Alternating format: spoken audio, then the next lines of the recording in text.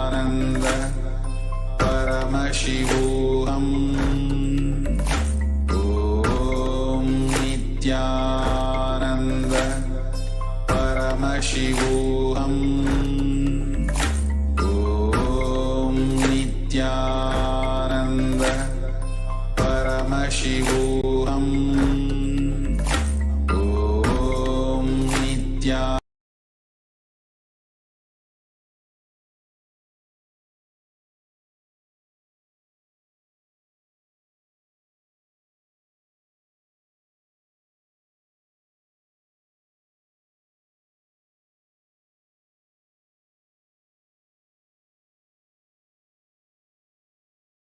Connecting with the divine with your eyes closed is meditation. Connecting with the divine with your eyes open is darshan. Come, let us all now move from meditation to darshan. Slowly, very slowly, please open your eyes.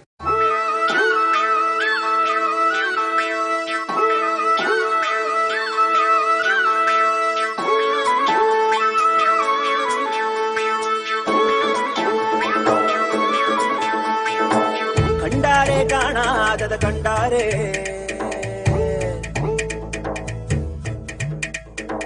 கண்டாரே காணாதத கண்டாரே ஒரு வீடு ஒரு கூடு அட எதுவும் கிடையாதே சாக்காடு பிடிமூப்பு அதையெல்லாம் கடந்தாரே கண்டாரே கைலாசம் கண்டாரே கூத்தாடும் சடையாண்டி அதை குறியா கொண்டாரே காத்தோடு கதை பேசி சிவஞானம் கண்டாரே பத்தோட ஓரட்டு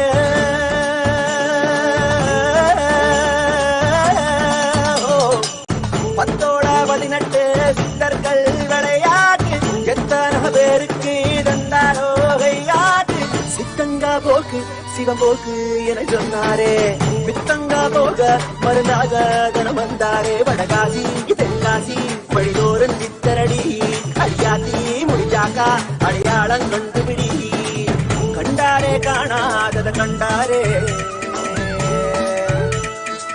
கண்டாரே கைலாசம் கண்டாரே கண்டாரே காணாதத கண்டாரே ஒரு வீடு ஒரு கூடு அட எதுவும் கிடையாதே சாக்காடு பிடிமூப்பு அதையெல்லாம் கடந்தாரே கண்டாரே கைலாசம் கண்டாரே கூத்தாடும் சடையாண்டி அதை குறியா கொண்டாரே காத்தோடு கதை பேசி சிவஞானம் கண்டாரே பத்தோட ஓரட்டு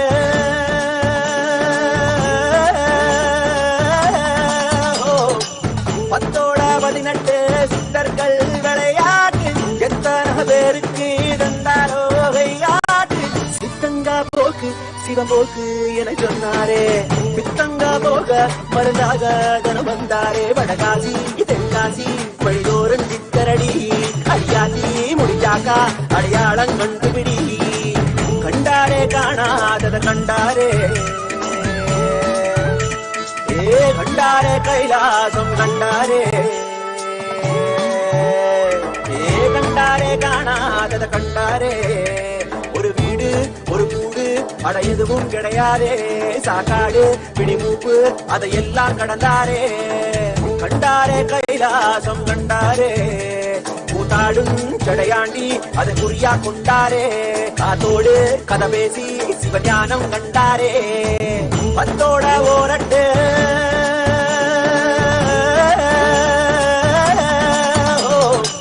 பத்தோட 18 சித்தர்கள் விளையாட்டு எத்தனை பேருக்கு தந்தாரோ கையாட்டு சித்தங்கா போக்கு சிவம் போக்கு என சொன்னாரே பித்தங்கா போக மருந்தாக தனம் வந்தாரே வடகாசி தென்காசி வழிதோறும் சித்தரடி அடியாத்தி முடிஞ்சாக்கா அடையாளம் கண்டுபிடி கண்டாரே காணாதத கண்டாரே கண்டாரே கைலாசம் கண்டாரே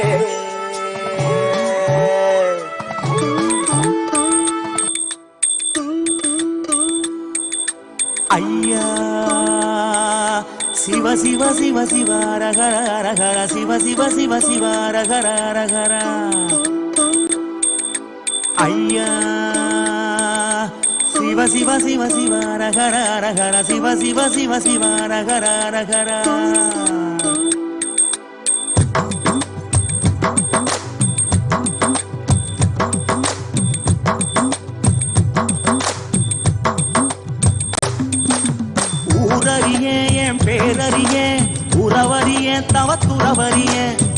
உள்ளொன்று புறம் ஒன்று பேசறிய உமை சிவன் போலே வேறறிய சிவ சிவ சிவ சிவ ரகர ரகர சிவ சிவ சிவ சிவ ரகர ரகர சிவ சிவ சிவ சிவ ரகர ரகர சிவ சிவ சிவ சிவ ரகர ரகர காலையும் மாலையும் கணக்கறிய நாளும் கோளும் நான் அறிய பாலையும் சோலையும் பிரித்தறிய பரம பரஞ்சோதி அடி சிறிய சிவ சிவ சிவ சிவ ரகர ரகர சிவ சிவ சிவ சிவ ரகர ரகர சிவ சிவ சிவ சிவ ரகர ரகர சிவ சிவ சிவ சிவ ரகர ஐயா ஊனறிய உயிர் உடலறிய மோன பெருவழியை நான் அறிய ஆணறிய பெண்ணலி அறிய ஆதி சிதம்பரம் நான் அறிய சிவ சிவ சிவ சிவ ரகர ரகர சிவ சிவ சிவ சிவ ரகர ரகர சிவ சிவ சிவ சிவ ரகர ரகர சிவ சிவ சிவ சிவ ரகர சாமி உன்னது பொருளது கண்டறிய போகமும் மோகமும் கொண்டறிய ஆசை பேராசை அறிந்தறிய அம்பலமாடியை மறந்தறிய சிவ சிவ சிவ சிவ ரகர ரகர சிவ சிவ சிவ சிவ ரகர ரகர சிவ சிவ சிவ சிவ ரகர ரகர சிவ சிவ சிவ சிவ ரகர ரகர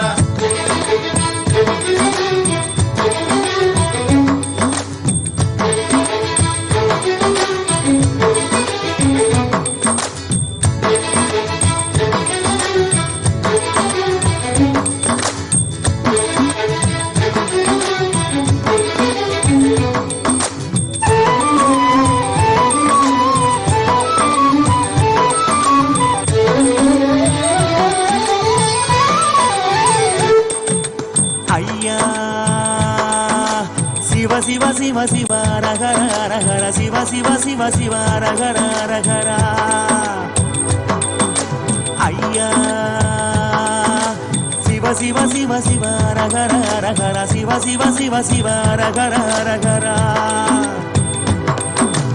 ஆகம வேதங்கள் படித்தறிய ஆறு குளங்களில் குடித்தறிய யாகமும் யோகமும் செய்தறிய ஓமுகம் பார்த்து பணிந்தறிய சிவ சிவ சிவ சிவ ரகர ரகர சிவ சிவ சிவ சிவ ரகர ரகர சிவ சிவ சிவ சிவ ரகர ரகர சிவ சிவ சிவ சிவ ரகர ரகர சும்மா ஒருபோது இருந்தறிய சுத்த அசுத்தங்கள் பார்த்தறிய ஆத்ம நிவேதன செய்தறிய அர்த்தநாரீசன் அடி சிறிய சிவ சிவ சிவ சிவ ரகர ரகர சிவ சிவ சிவ சிவ ரகர ரகர சிவ சிவ சிவ சிவ ரகர ரகர சிவ சிவ சிவ சிவ ரகர சாமி ஏடறிய சொல் எழுத்தறிய ஏற்றமும் தாழ்வும் நான் அறிய வீடறிய குடும்பாடறிய சோமசுந்தரம் மறந்தறிய சிவ சிவ சிவ சிவ ரகர ரகர சிவ சிவ சிவ சிவ ரகர ரகர சிவ சிவ சிவ சிவ ரகர ரகர சிவ சிவ சிவ சிவ ரகர உணவறிய ஊரும் உணர்வறிய உள்யது வெளியது நான் அறிய கணவறிய மேல் நனவறிய கனக சபாவரி அடி சிறிய Shiva Shiva Shiva Shiva ரகர ரகர Shiva Shiva Shiva Shiva ரகர ரகர Shiva Shiva Shiva Shiva ரகர ரகர Shiva Shiva Shiva Shiva ரகர ரகர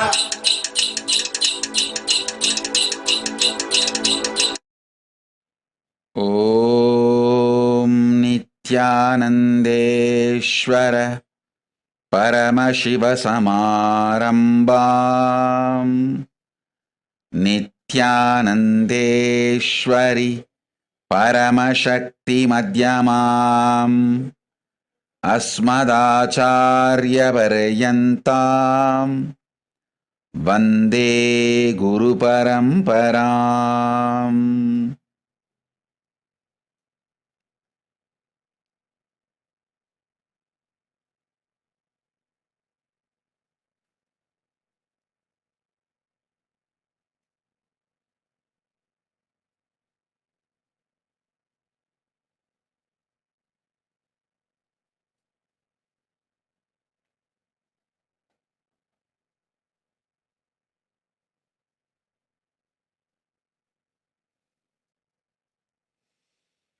I welcome you all with my love and respects.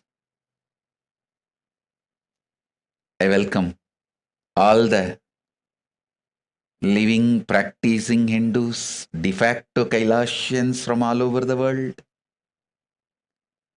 I welcome all the Sarvagnya Pitakartas, Yajamans, Manifestors, Shrimahans, Mahans, Sarvavarityahis, Kotaris, visitors, viewers, everyone sitting with us all over the world.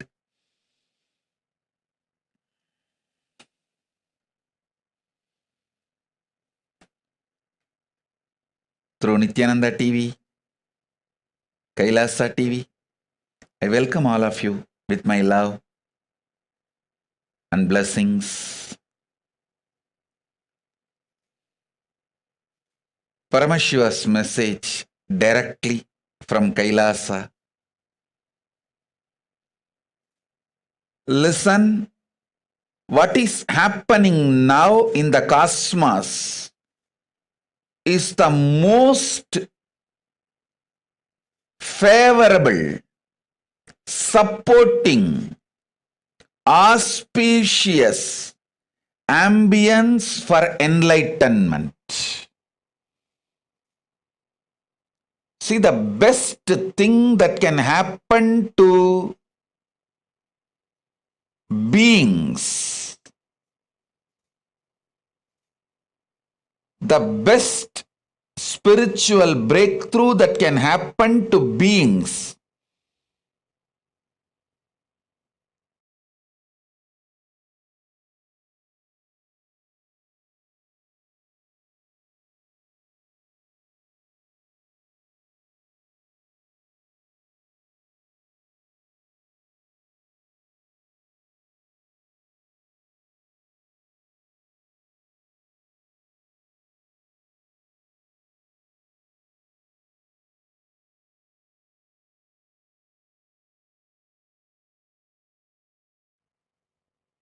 listen intensely. Best thing that can happen to consciousness is enlightenment.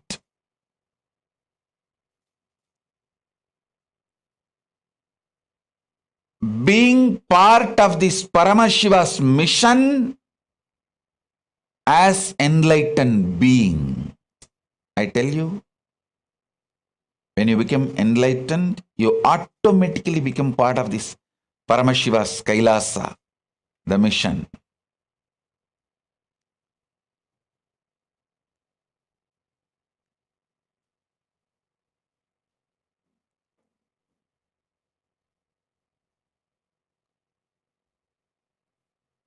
Best thing that can happen to human consciousness is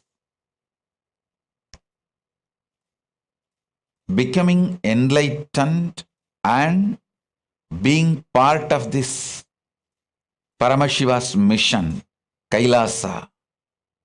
I tell you,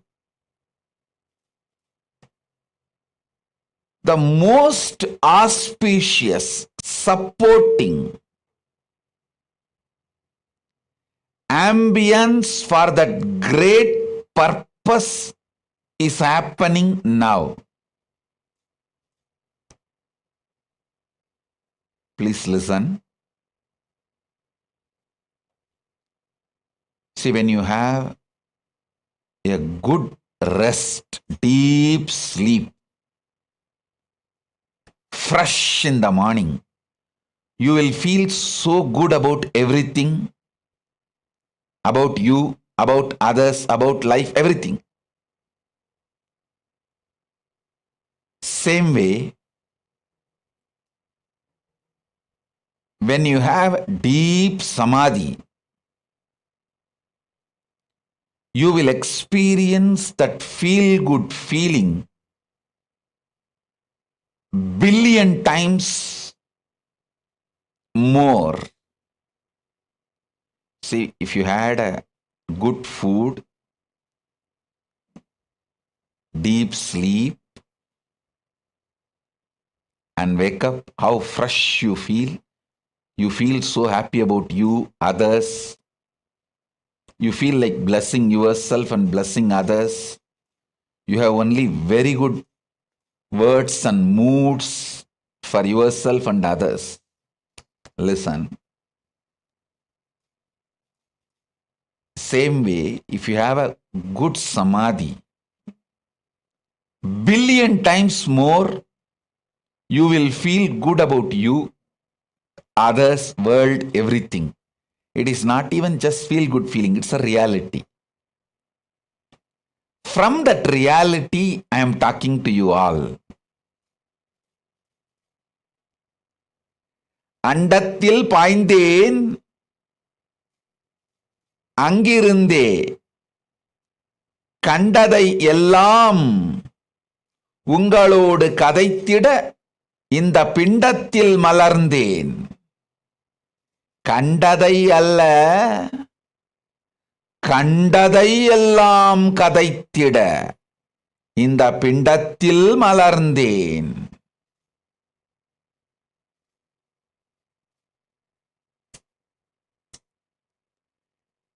கண்டதை கண்டபடி கண்டு உணர்ந்து கொண்டபடி ககனத்து மாந்தர்கள் உங்களுக்கு சொல்லிட இந்த பிண்டத்தில் மலர்ந்திருக்கின்றேன். பிறவா வரமளிக்கும் பெம்மான் சத்தியத்தை உரைக்கின்றேன் கேட்டு மறவாது உயிரில் மலரச் செய்து வாழ்ந்திடுங்கள். Listen intensely.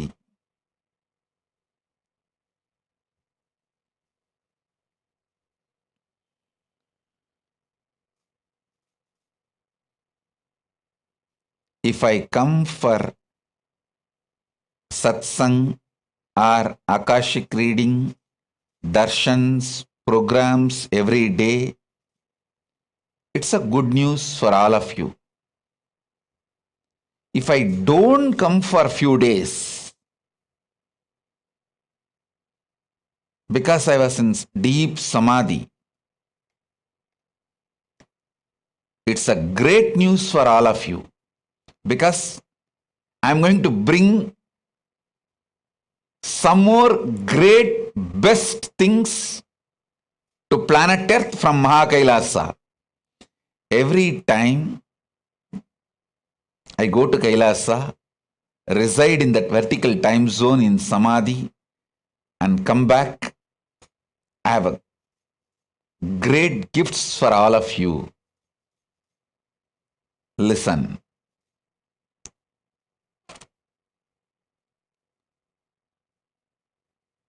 First thing I want to tell you, I want to introduce the great gifts and the great news I have brought from Kailasa.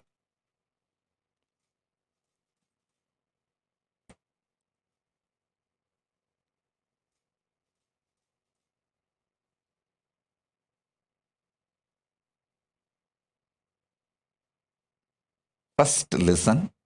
First point I want to tell you. The purpose of human consciousness is getting matured, getting enlightened, being part of the Paramashiva's mission as enlightened being.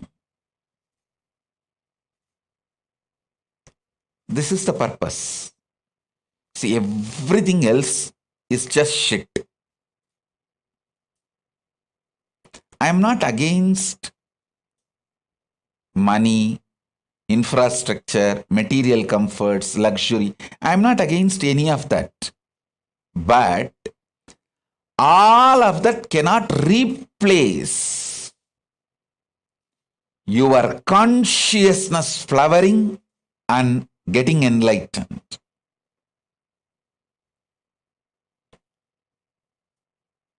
I am telling you,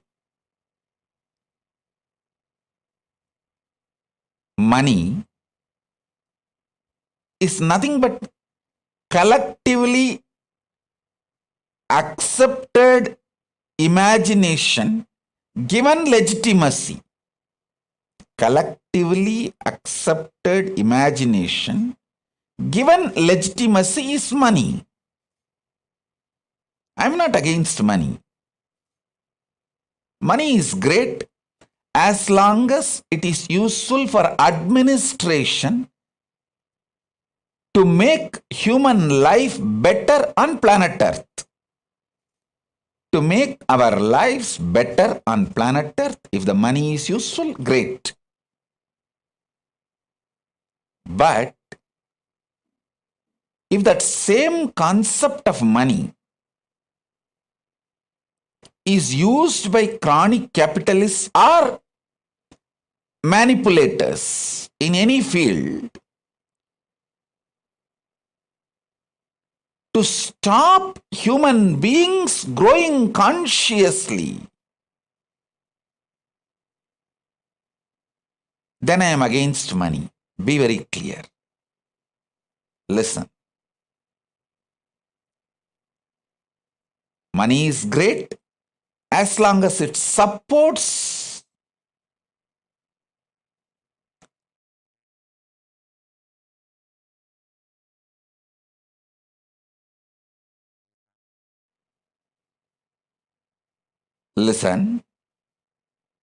money is great as long as it supports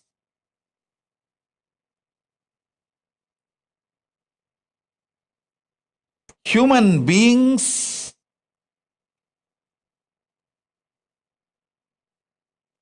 to make human life better on planet Earth.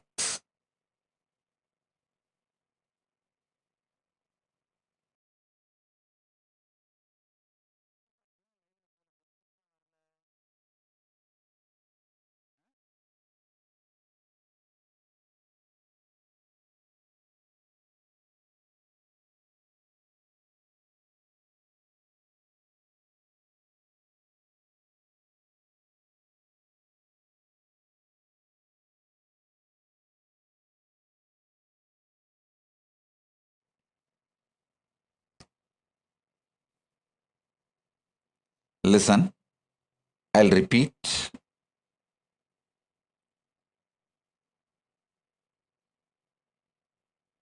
If you are all able to see me, hear me, please wave your hands.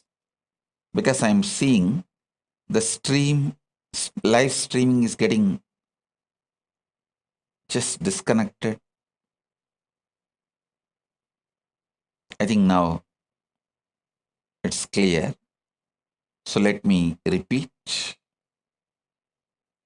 All of you listen carefully.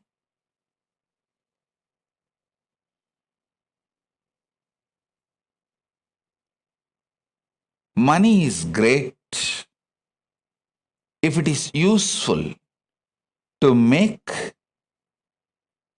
human life better on planet Earth, because that very concept was imagined and given legitimacy to make human life better.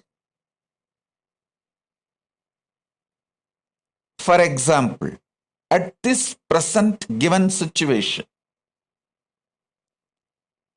the concept of money should be used to provide food, medical care, everything to all the citizens of planet Earth by providing a complete quarantine. Listen.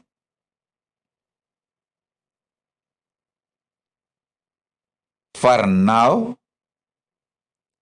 especially this corona Delta virus and Delta plus virus,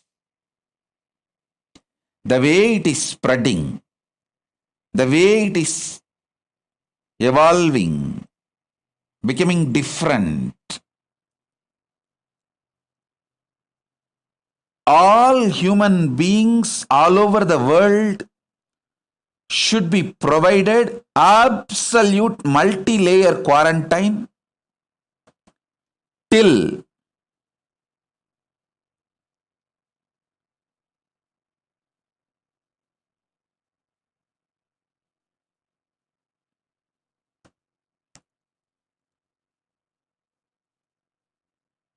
complete elimination of corona is done.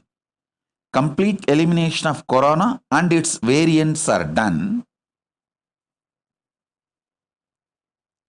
till we know for sure absolutely corona is eliminated. All human beings should be provided multi-layer quarantine, food, safety, everything.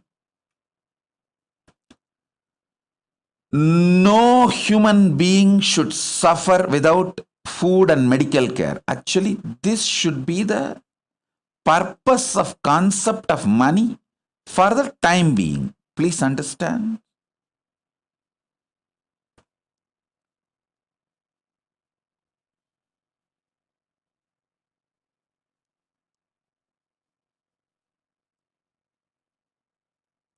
I'll explain step by step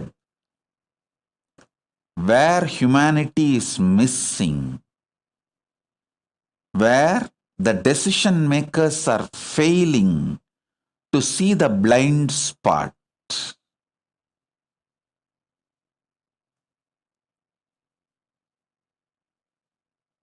All systems, money, economy, bank, fixing a price for agricultural products or any product, everything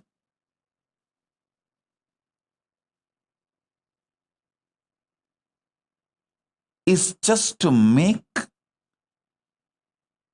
human life better on planet Earth.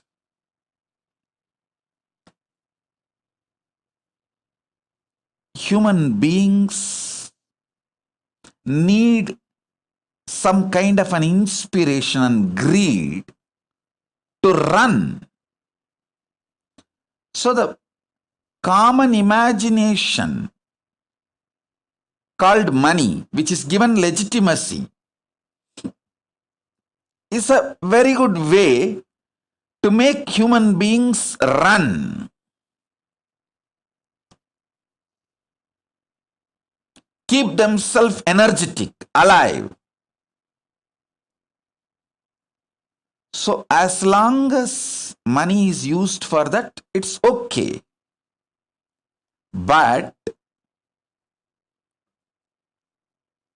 at the given situation now, corona time, money and economy cannot be the reason to put human lives at risk, because human life is far more precious than all the idea and concept of money put together.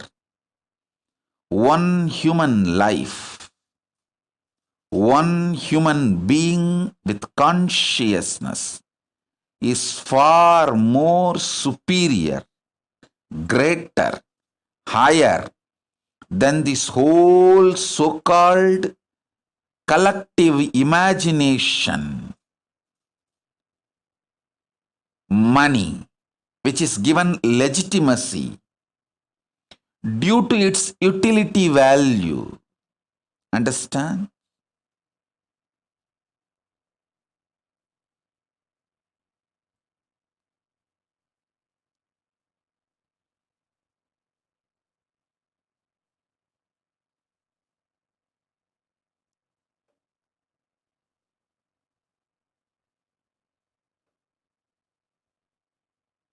The whole system,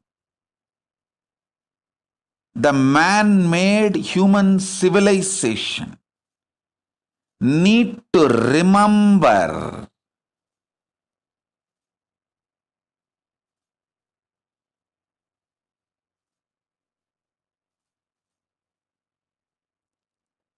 the purpose of civilization is to make human life better on planet Earth.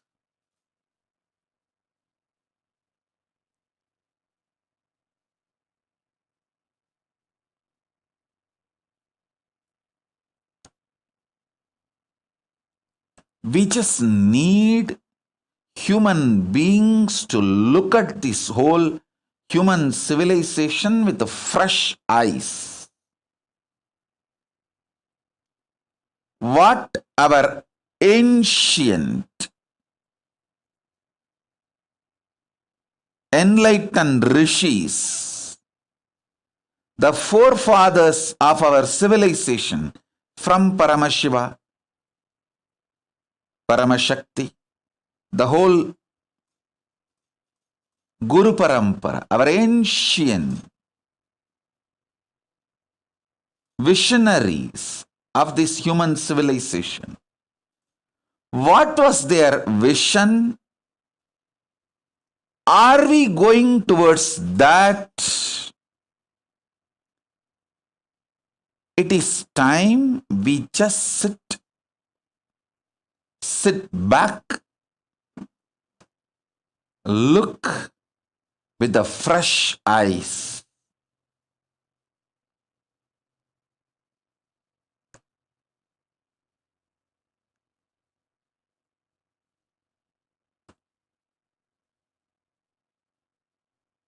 At least all my disciples,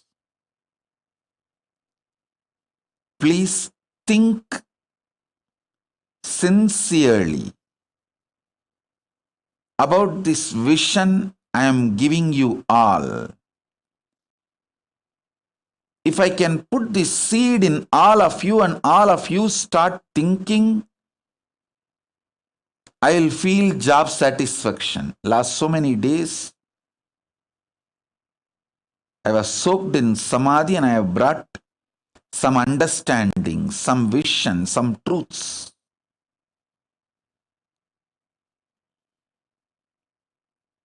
To share with all of you. First,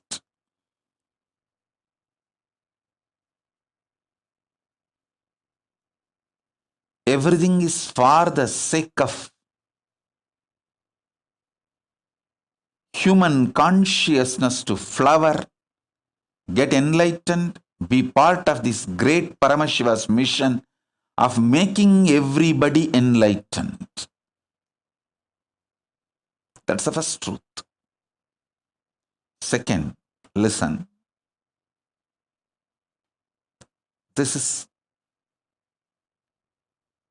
the deep, sacred secret. Paramashiva has 5 phases: creation, sustenance, rejuvenation, delusion, liberation.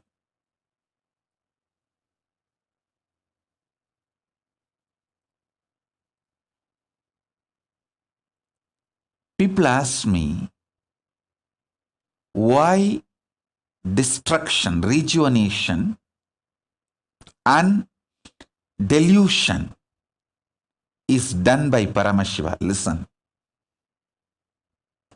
Whenever the forgetfulness is given to you, when you start forgetting the past, when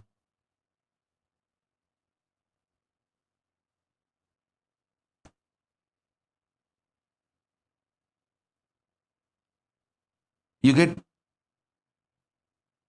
deluded, confused, forgetful about the past, the great possibility for a breakthrough is given to you. Listen. If you remember your past and proceed with your life further, that is called growth. If you learn to survive, reinvent yourself during the absolute forgetfulness, delusion, confusion, if you learn to survive and reinvent yourself at these crucial moments, it will be breakthrough, not just growth. Paramashiva is providing an amazing opportunity for all of us to have a breakthrough. Listen, I am not soothsayer, or I am not this positive thinking paprapa. No, I am neither positive thinking Bhagavas nor life negative person. I tell you the truth as it is. As it is. See, if you remember your past and continue to proceed in your life, it is growth. So you remember, you used to make hundreds of thousands per year. Now you want to work hard and progress and proceed, manifest your creativity, hard work, intensity, all that, and you proceed from 100,000 to maybe 1,000,000. That is the growth based on your memory track. But whenever there's a complete winding up, your memories are no more useful, your past track record is no more relevant, utter confusion, delusion, things are just melting down in front of your eyes. Whatever you thought useless in your life, you suddenly find so much value for it, and whatever you thought very useful as a pillar of your life, suddenly becoming irrelevant and no more useful.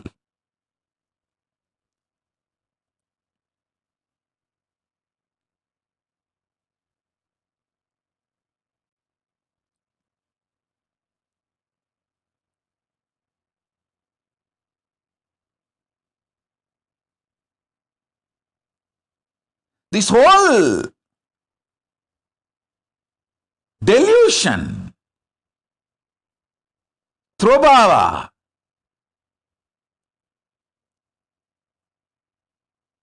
the great deluge happening, is an amazing opportunity for all of you. Amazing opportunity for all of you to reinvent yourself, to have a breakthrough for your life, to give an amazing breakthrough to yourself. I tell you,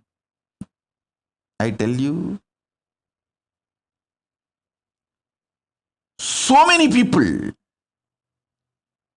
all over the world, I am seeing many things they felt is the most important pillar, foundation of their life is neither relevant nor useful. It is not even there.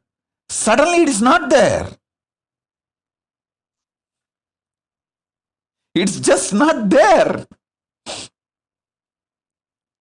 Many things which you thought is not great part of your life become so relevant, too important. Some few spiritual understandings, ideas which you never thought is too important, some spiritual book, suddenly now all of that has become too relevant, and you are spending time with that books, with that spiritual material 24/7. It has become so relevant. Every word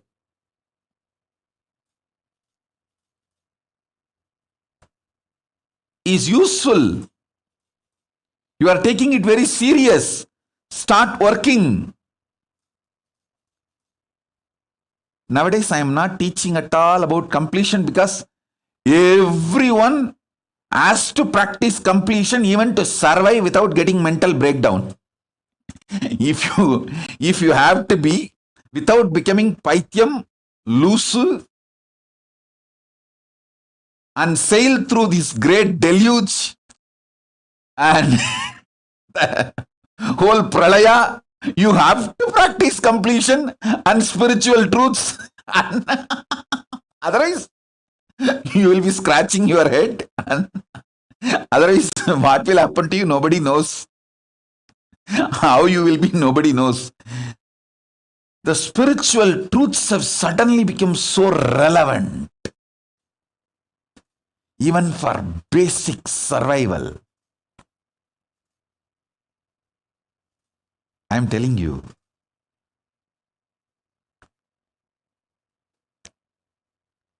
This great pralaya happening is an amazing opportunity for all of you to reinvent yourself, rediscover yourself, rebuild yourself, revive yourself.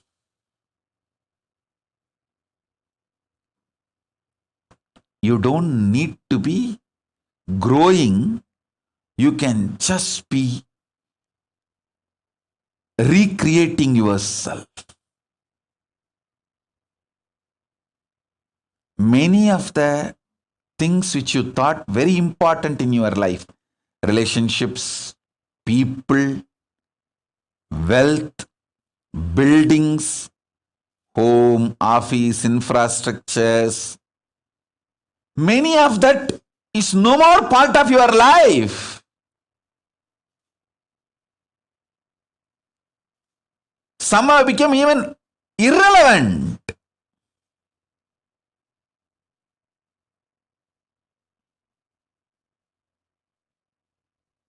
Just look around.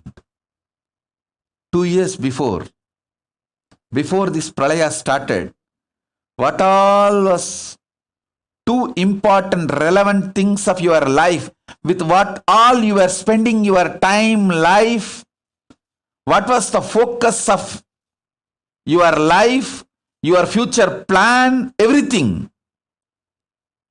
Now see, I am telling you, Paramashiva is providing an extraordinary possibility, a powerful space. You may never get another pandemic, pralaya like this, even if you want, next few hundred years. Let us not miss it. It's an amazing opportunity to get enlightened. Listen carefully. I'll repeat.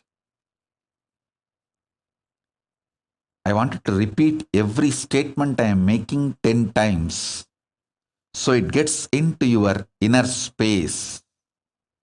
Listen.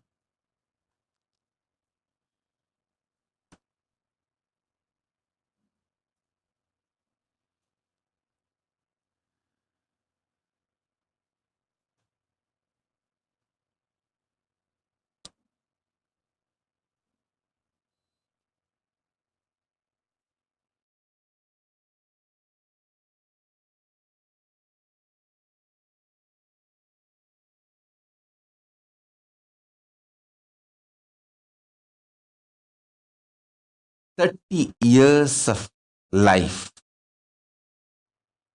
Usually 30 years is called as one generation in normal society. One generation, what maturity it brings to the individual human consciousness. See, if you lived 30 years, how much you evolve, get matured in your cognition and decision-making process about life. That one generation, 30 years maturity, has come for human beings in just last 30 months.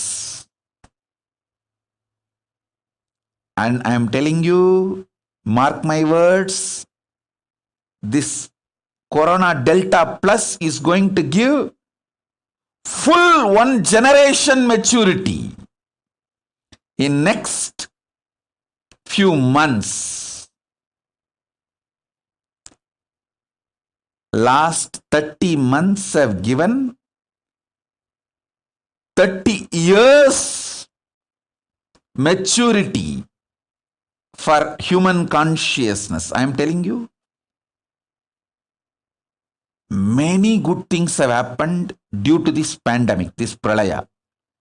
People have started realizing there are many things without which they can live.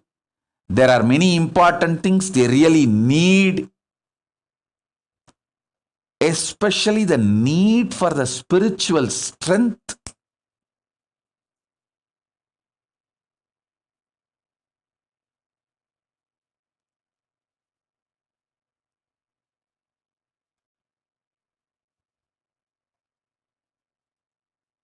Is happening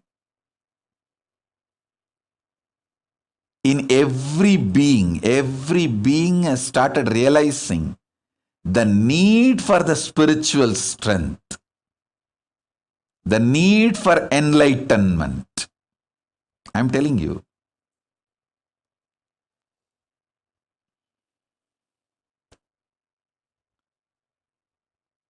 This last 30 months have given humanity the maturity which usually comes by 30 years, 1 generation. And mark my words, next few months, the Corona Delta Plus is going to give full 30 more years, 1 more generation maturity to humanity. Not only the way, quick and fast way the Delta Plus virus is spreading, the way it is going to impact the health of the human beings and the death rate, all that is going to give 1 generation maturity to human beings.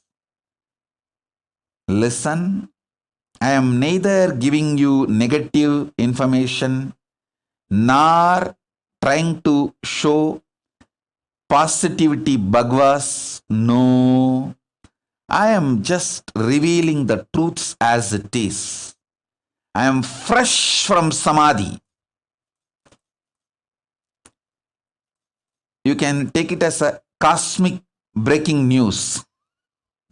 I am directly coming from ground zero, where the decisions are made, where things are happening from Mahakailasa, and giving you the breaking news, cosmic breaking news, cosmic updates, cosmic flash news.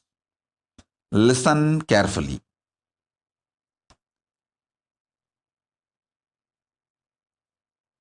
O human beings, you are given an amazing opportunity to get enlightened.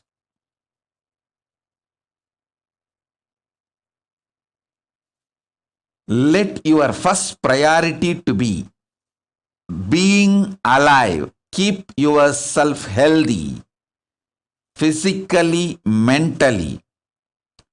Learn, practice as much as possible intensely Nirvikalpa Samadhi, the science of unclutching, science of completion, science of power manifestation.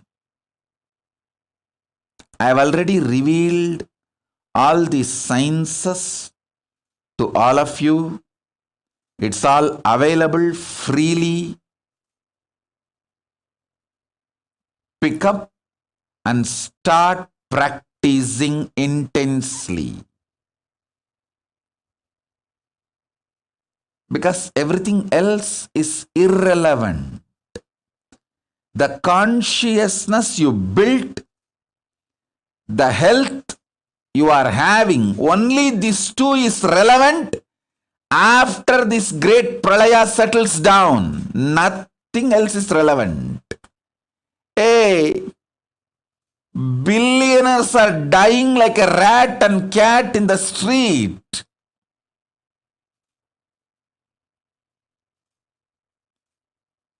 The common imagination concept money, which is given legitimacy, has no meaning. First, be alive, be healthy, physically, mentally. Use this opportunity to get enlightened consciously. Do not try to take me for granted, saying, oh, Swamiji will tell the same thing only. I may be telling the same thing, but you are not in the same situation. The world is different now. Earlier, enlightenment was a luxury option. Now it is survival, fundamental need.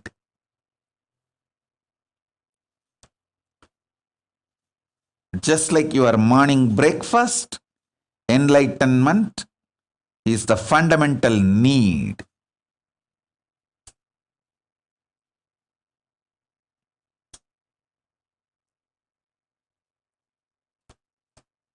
Listen intensely.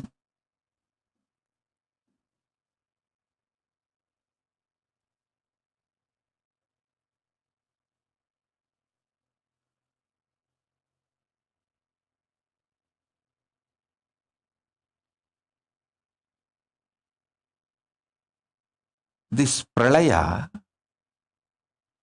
by thoroughly shaking all your ideas, plans, imaginations, it is upgrading you, updating you, making you matured more than one generation. 30 years. Usually what changes will happen in the human society, whether mentally, physically, the way the economy functions, the way humanity evolves.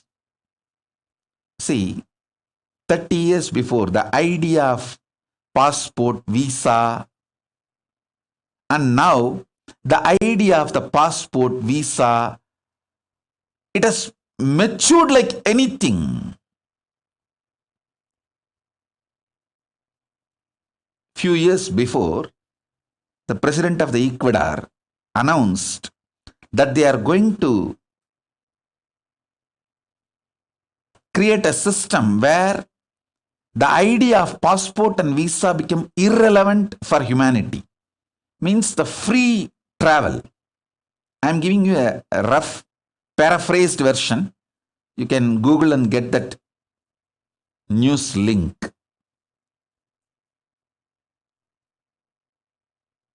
The ideas. See, earlier, when the idea of passport and visa, all this was happening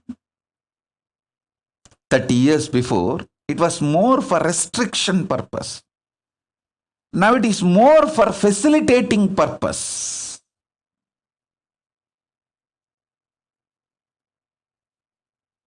I am telling you,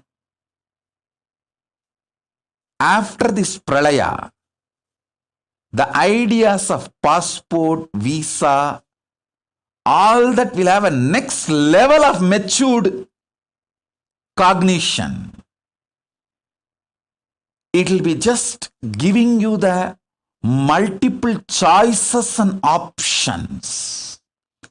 Earlier, when this idea of passport, visa and all, when it was created, it was more like for restricting purpose. Then it evolved into a facilitating purpose. Now it will be more like giving you the wide choices, variety, options. It may even evolve to the next level. Because the way human beings are going to die, every country will want more human beings in their country. The human beings are going to be more important than any idea of billions or millions or trillions. The importance is going to be shifted more on human beings. And I am telling you very seriously, humanity is going to wake up and respect the nature, planet Earth, and the nature as a living energy. It is not there for us to exploit. No. The nature is a living organic energy which is verily part of our existence, which plays a major role in our existence. Humanity is going to wake up to this truth. So the vegetarianism will become lifestyle. The deforestation will stop. Multiple side effects are going to happen. Like when this global warming has caught the attention of the human beings, how many major decisions were taken and how humanity started looking at everything in a matured way. This pandemic, last 30 months have given 30 years maturity, and next few months is going to give next 30 years maturity. One more generation maturity. Human beings are going to have just in next few months. Understand? The other day I was reading an article. Somebody was trying to justify, even during the plague in India, we had 10 to 20% of the population dying, but we stood back. Yes, I am not saying we are not going to stand back. We are not going to revive ourselves. No, I am not saying that. Be very clear. When 10 to 20% of the population was wiped out during the plague and those pandemics, there was no cell phone, there was no live streaming. It was not impacting the living human being's consciousness that strongly. See, even the message you receive, the news you receive will be verbal, very less photographs. So the people who survived, the impact of others' death on the minds of the people who survived was not too much. But now, due to cell phone communication, the internet, mass media, everything available, you guys are underestimating the impact of even few deaths going to happen on the people who are alive. See, I am neither supporting media lying by hiding the number of common man's death, nor I am supporting media going gaga and wild and overacting and overreacting some of the VIP deaths due to corona. Both extreme I am not supporting, but both extremes are weakening the human beings, and both extreme, see, hiding the deaths of the common mass and too much of limelight for some celebrities dying in corona, both are not letting human beings to take the right decision.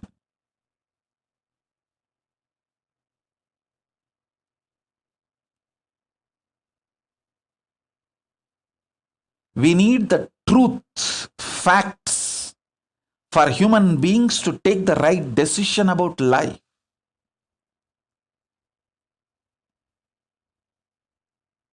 Neither we should break the confidence of the people on the civilization, nor they should have the false arrogance and roam around without protecting themselves from the corona. Please understand, when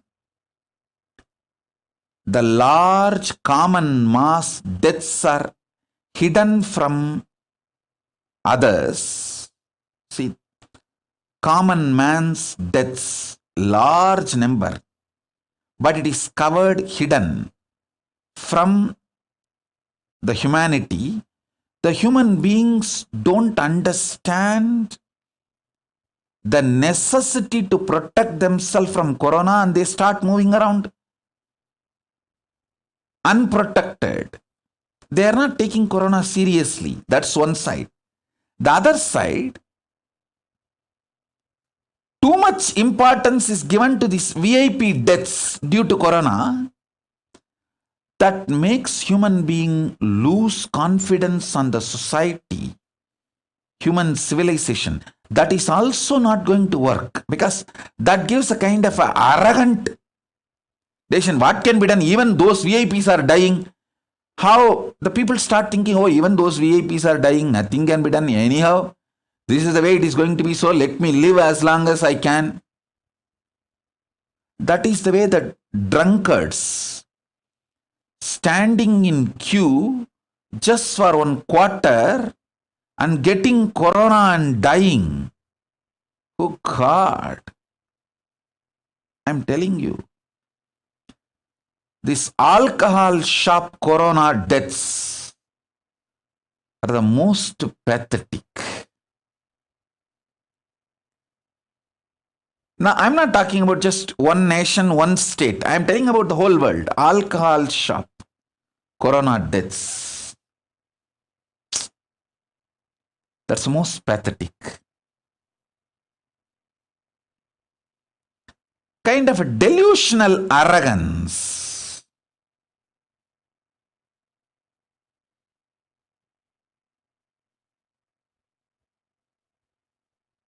enters into human beings. Neither this extreme is right nor that extreme is right. Neither hiding the mass common man's deaths are right, nor giving too much of limelight to the celebrity deaths due to corona is right. Both are wrong. People need to be given the fact, not only fact, they need to be educated rightly, and especially provided the ambience and security. all the decision makers all over the world, on behalf of Kailasa, I request all of you, please provide food, basic medical care, shelter to all human beings under your care. Multi-layer quarantine till this corona is completely eliminated from planet Earth, till that spreading cycle, that chain is broken.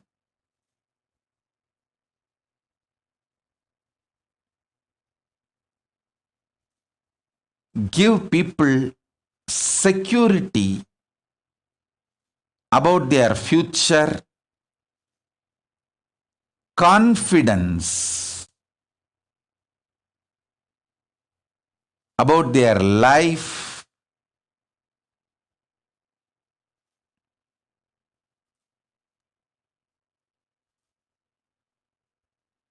This is the first priority for all the decision makers all over the world. I sincerely request all of you humbly to make this as your first priority.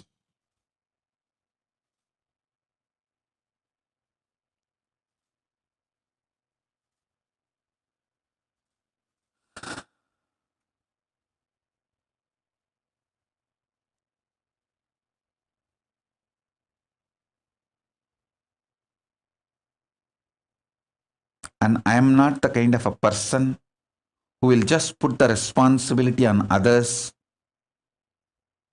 and keep quiet. No. I am a kind of a person, I will do first whatever I can, then what I am doing, the same thing I will request others to do. That is the reason I have opened all the ashrams, temples, properties Kailasa has to provide multi-layer quarantine, protection from corona, corona delta plus, providing food and very authentic Hindu medical care. I tell you, it is very unfortunate. The Hindu medical systems are taken for granted, destroyed, abused, disrespected. Very systematic way by the anti-Hindu elements. But the Hindu medicinal system surely has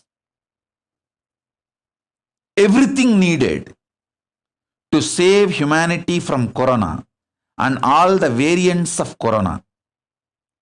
Whether protecting yourself, prevention level, or after getting corona, curing, healing, recovering, and after fully recovered, the post-recovery health maintenance and fully getting back to your health and back to your original form, the pre-corona health level in every level.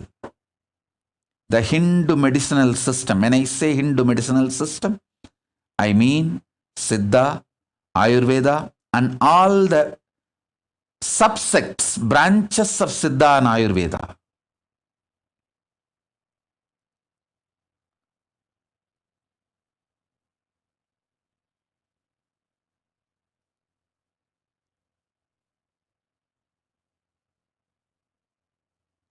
Hindu medicinal system as a solution for corona, I know.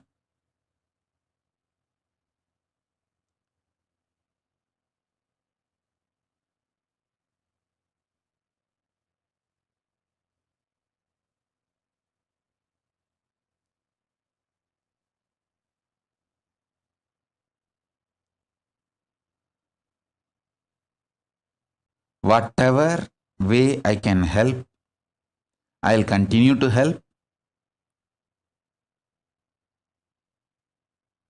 I won't waste my time in blaming or putting the responsibility on others. I will do whatever I can and request others also to be part and serve. Whatever way you can serve, especially decision makers.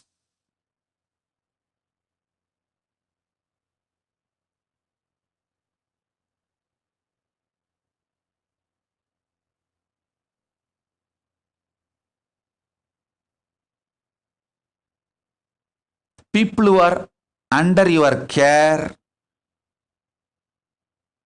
people who entrusted you to make decision for them, the rulers, decision makers, administrators of humanity all over the world. Please focus on keeping human beings alive, healthy through this whole deluge, the pralaya, pandemic. Let the focus be on keeping people alive, happy, healthy. Let that be the first priority.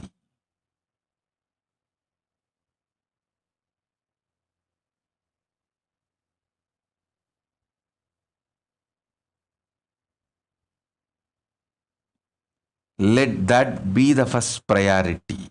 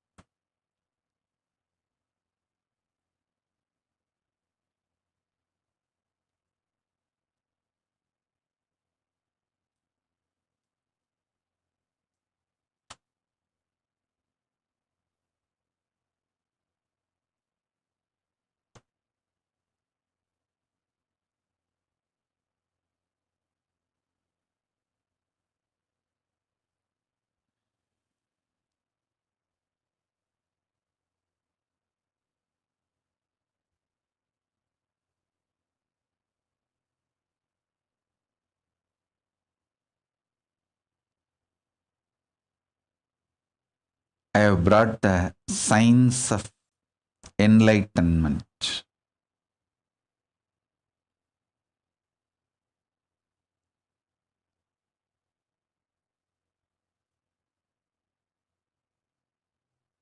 Especially for the humanity during this pandemic, this pralaya time, this huge, the deluge, the pralaya time. Next few months, I'm going to focus on making as many of you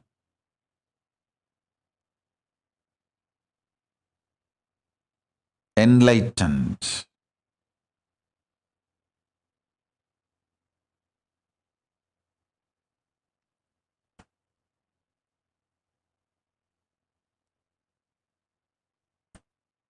So this instruction is for all the Kailasas, means all the ashrams, temples, our adhinams,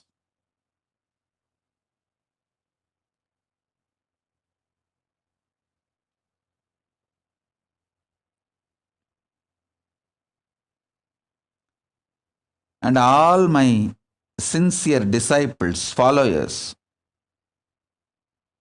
who literally live the lifestyle of Kailasa wherever you are. All of you listen.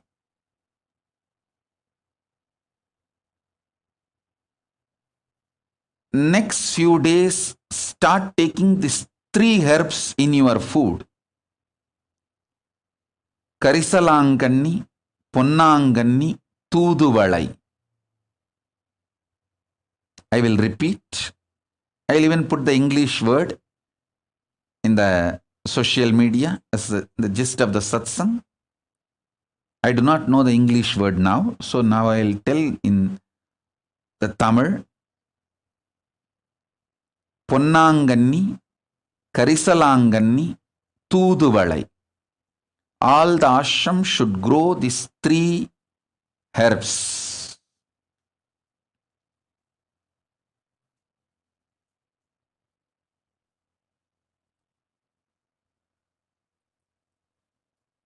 If you are not able to grow, at least buy. Add this in your food. You can even cook and eat or make juice and drink. In any form, add at least little quantity of all these 3 every day. Every day, add all these 3. Please listen. These 3 herbs strengthen your body and mind. It helps you to receive the enlightenment, manifest powers. These are the powerful aushadas. Actually, I'll tell you one incident.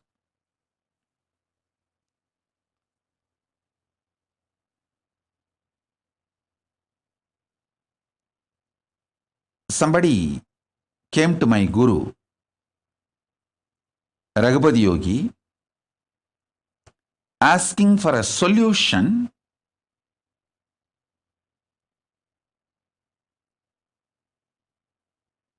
for his personal problem. He was going through some problem in his house. He wants a solution. Then my guru told him, bring Thuduvalai leaf, 10 leaves tomorrow. I was sitting next to my guru when he gave this solution. I thought maybe when the Thuduvalai comes, he is going to energize him and make him eat or whatever. I just waited. Next day, that person came with that 10 Thuduvalai leaf. My guru took that Thuduvalai leaf in his hand and asked me to eat. I didn't understand why he's asking me to eat. I ate. And he asked me to sit. And he told that person, the devotee who came for solution, to touch my feet and do Pada Puja to me. Take my blessings.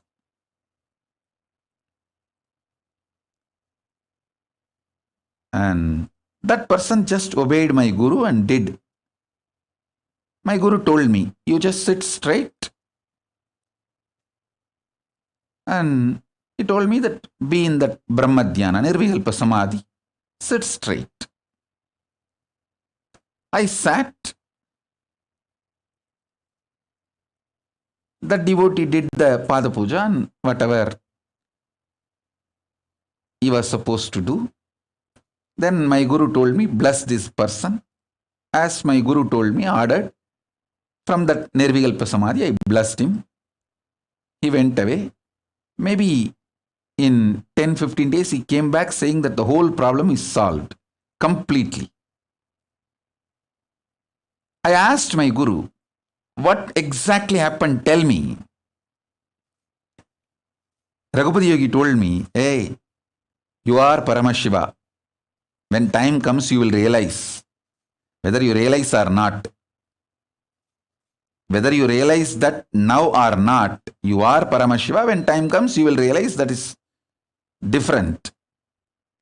When I gave the Tuduvalai and you ate and sat, your Paramashivatva intensely started manifesting in your body. So that is the time I asked him to worship you, do Pada Puja to you. So directly he receives Paramashiva's energy and powers. He got the blessing and he went away. And I tell you, for quite a long time,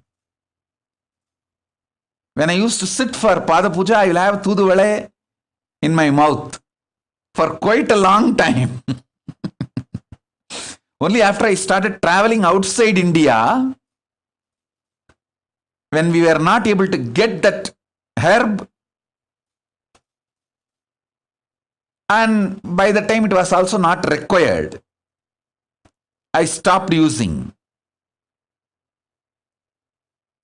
Tuduvala is that powerful herb.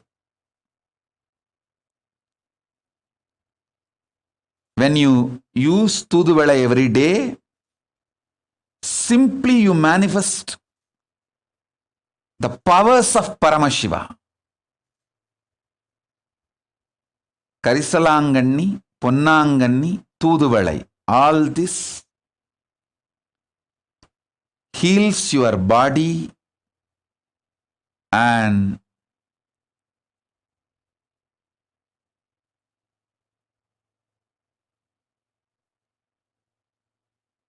makes you manifest the powers.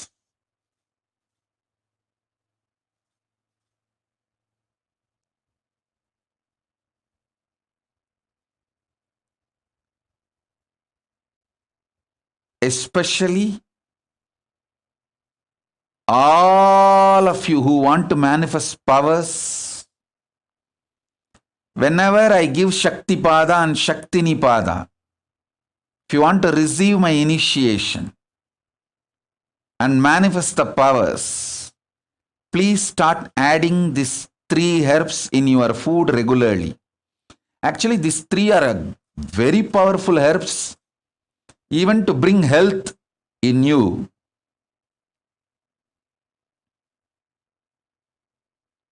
How much quantity to use? You can just Google any Ayurvedic or Siddha website.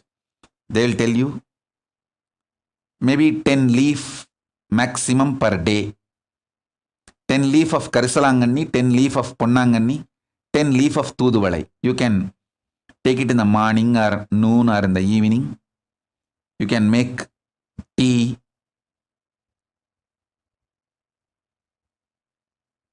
You can make kashayam or any ways. And or you can take it as part of your food also.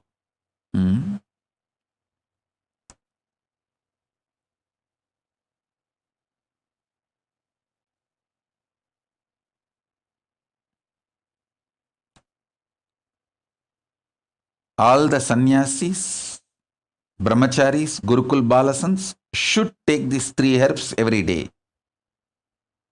All the ashrams should start growing these 3 herbs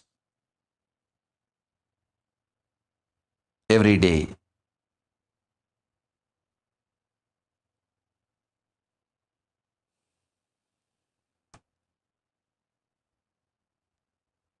So that you are all ready to receive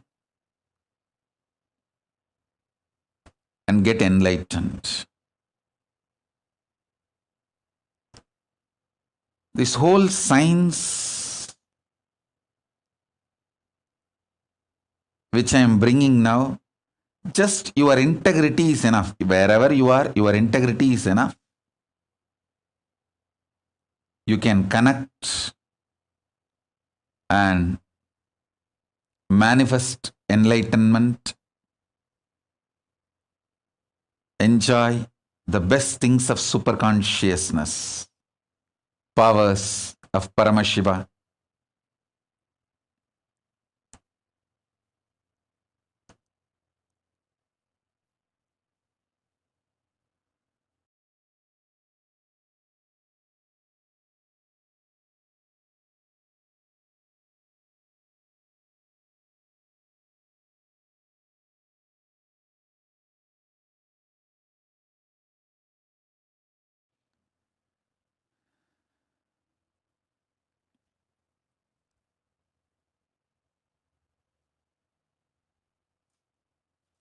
All the adinams, ashrams, if you start growing in the ashram, especially where I used to walk, in that very land that Aushadha can be programmed through the energy.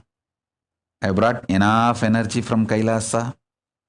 I'll program them for all of you to manifest enlightenment and powers of Paramashiva.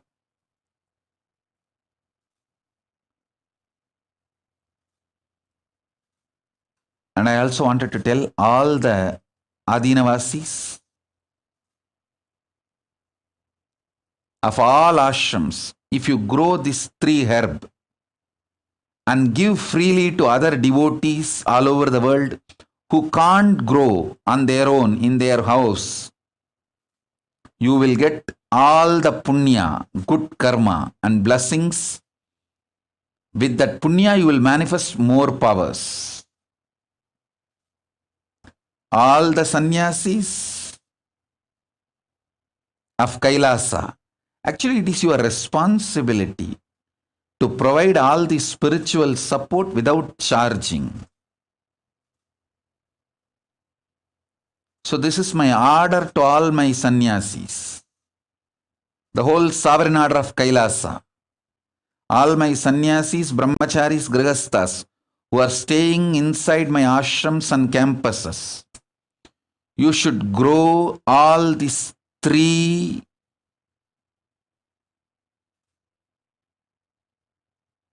herbs. Karisalanganni, Tuduvalai, Ponnanganni. And not only you can consume, you can enjoy it. You should distribute to anyone who has free of charge. Free of cost, you should give. Maybe you can let people pay the transport. Shipping expense they can pay. But the herbs themselves should be given freely, especially grown in our campuses where I lived, where I used to walk around, where that breathing space is there still intensely. Tiruvannamalai Ashram, Adi Kailash, Bididi, Salem Adinam, Rajapalayam. These are the ashrams. Hyderabad, where I physically, literally lived, walked around, energized that whole land, energy fields. All the ashrams I mentioned, all those Adinavasis should grow these herbs. You should use and share with the world. This is your responsibility.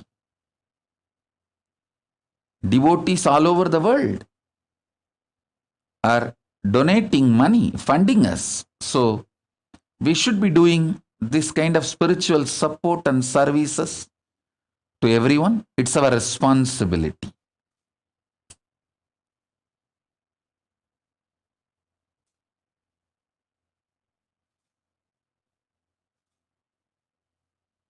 And it is too easy to grow. It's not difficult, very easy to grow, especially in India. We have so much land. I used to go and stay in Rajapalayam. Rajapalayam, we have a 40-acre land, beautiful agriculture land inside a forest. I used to purposely go and stay there. People used to ask, why Swamiji going and staying in that forest? I said, hey, I'm energizing this whole area. You guys don't know, in future, so many Siddha, Aushadhi herbs are going to grow here, which will be useful for the whole world, which will be useful for the people to manifest powers.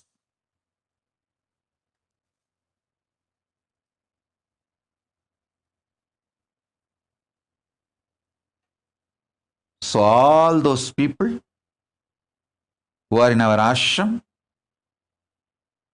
it's my order, take this as Guruvak, grow these 3 herbs, you also enjoy and share it with the world, free of charge. All the Aushadha cannot be sold. Paramashiva is very clear. Education, medical care, food, these 3 has to be absolutely free of charge in Hindu tradition. When you are giving education, you can accept Guru Dakshina, which is voluntary. Sometimes people offer, it can be accepted.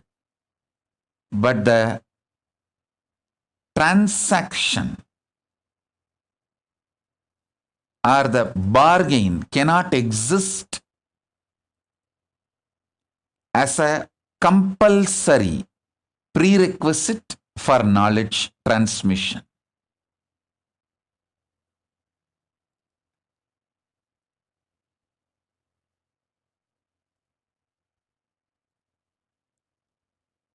Same way the Aushadha. Aushadha has to be absolutely free. Share it with the world.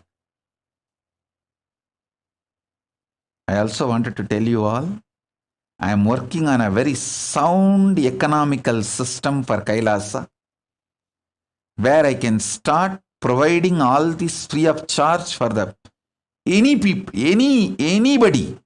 the practicing Hindus who wants, whether you are born as a Hindu or not born as Hindu is not a problem. Practicing Hindu. If you are a practicing Hindu and you want, we will be able to provide. We will be able to provide. I am building that kind of a sound economy.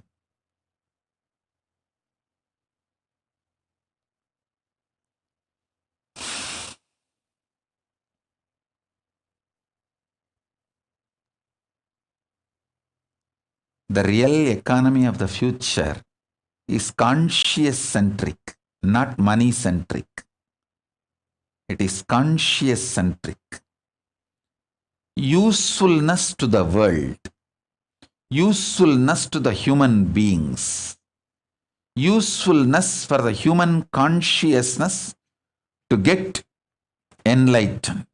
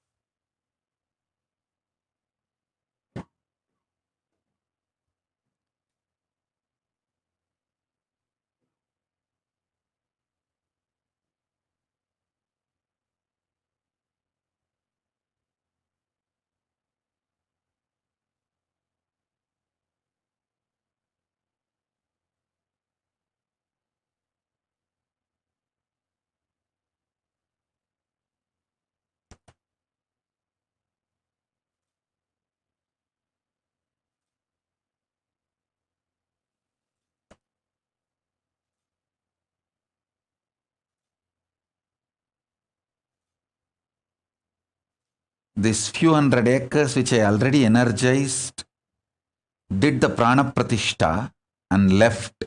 See, in Hindu tradition,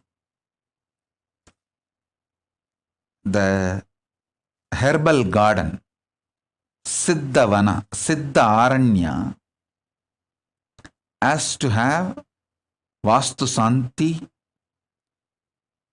Mooligai Saba Nivarti, Mooligai Prana Pratishtai. All these rituals have to be done to the land and to the whole energy field.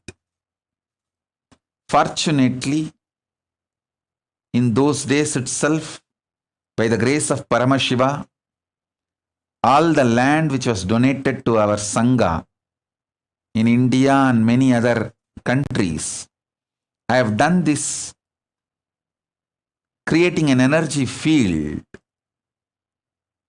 through Vastu Dosha Nivarti, Mooligai Saba Nivarti, Mooligai Prana Pratishtai, all the traditional, the spiritually energizing process, especially Biddi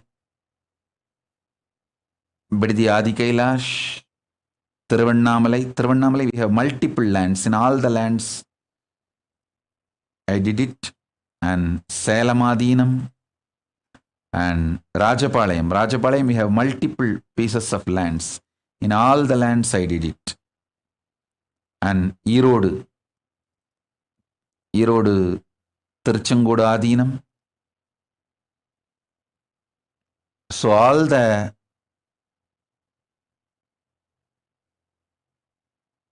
sovereign order of Kailasa, Brahmacharis, Grihasthas, Sannyasis, Naishtika Brahmacharis of the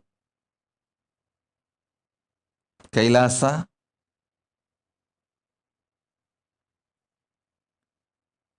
please grow these herbs in all this sacred land, which is 1,000 times more powerful than anywhere grown outside. Because this will be powerfully spiritually programmed. And this, which we grow inside our energy fields, will be powerfully spiritually programmed one, and it retains its spiritual energy. And directly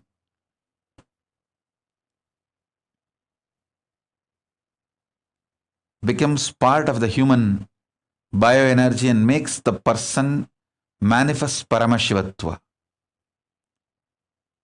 So, all our Adinam should take the responsibility, at least growing and sending it to our devotees who are very sincere in power manifestation, who want to really get enlightened.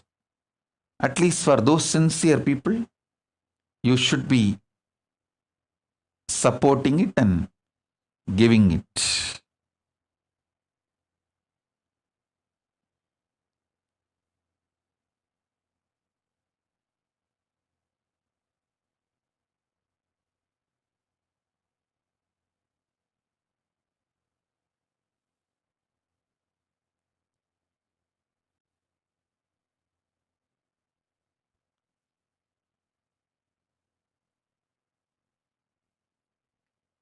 I'll continue with further satsangs and initiations to transmit this sacred enlightenment science and power manifestation science, which I brought from Kailasa with all of you.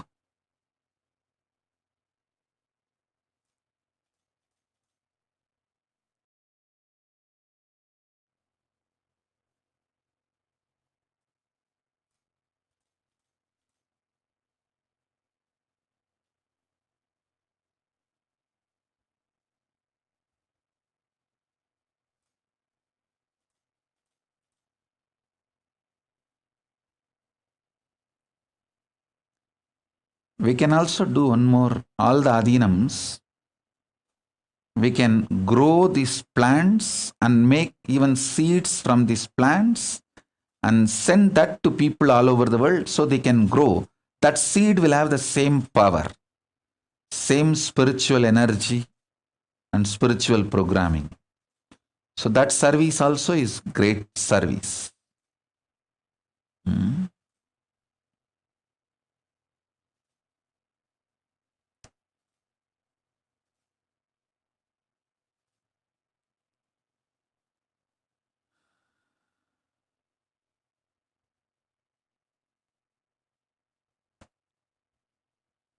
So first few things I want to reveal, I shared with you all. I have many more things to reveal. I'll reveal in further satsangs. For now, this. So essence of what I wanted to convey. Be alive, protect yourself from corona, corona delta plus, and all other multicolor fungus, black fungus, yellow fungus, green fungus, so many other variants and other brothers, sisters, cousins of this corona. Protect yourself from all of this by double layer quarantining, and use this time to experience unclutching and nirvikalpa samadhi.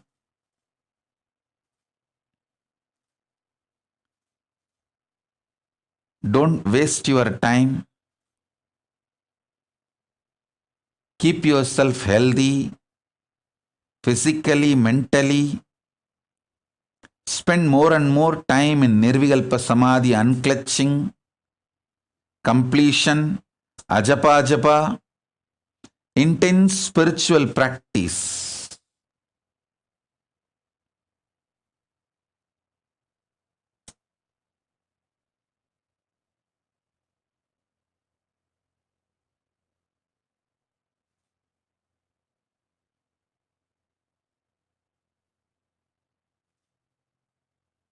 Don't waste this time.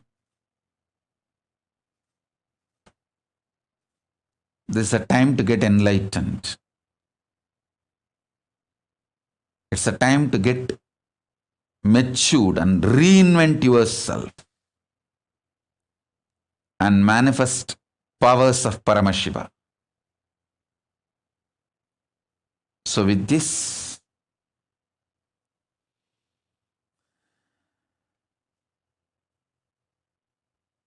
I bless you all.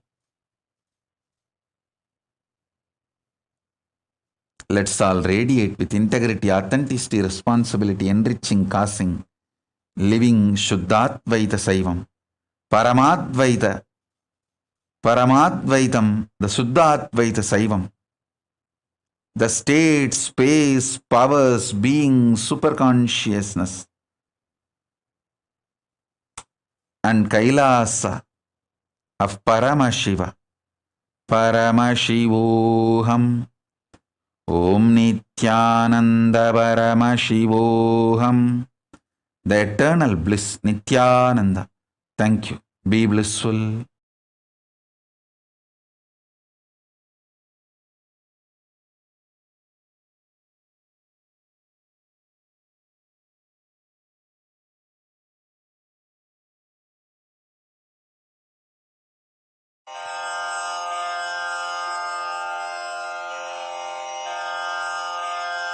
श्रीकैलासोन्नतद्वादशान्तश्यामलापीठारूढ श्रीमीनाक्षिसुन्दरेश्वरा भिन्नस्वरूप परशिवपुत्ररत्न Kumar गुरुमण्यतुल्यावतार श्रीपार्वतीस्तन्यपानलब्धदिव्यज्ञान विश्रुत सकल निगमागमसारभूत द्राविड वेद प्रवक्त्रे श्रीमत्परमशिव करुणा समधिगत मुक्तामय चतुरश्रयान गीयमान छत्र चामर श्रीचिह्न काहलादि समस्त बिरदावल्यलङ्कृत ज्ञान विज्ञान चक्रवर्ती सर्वजन संघ सद्यो निर्वाण दीक्षा व्ययापवर्गवर्ष विश्राण जीमूत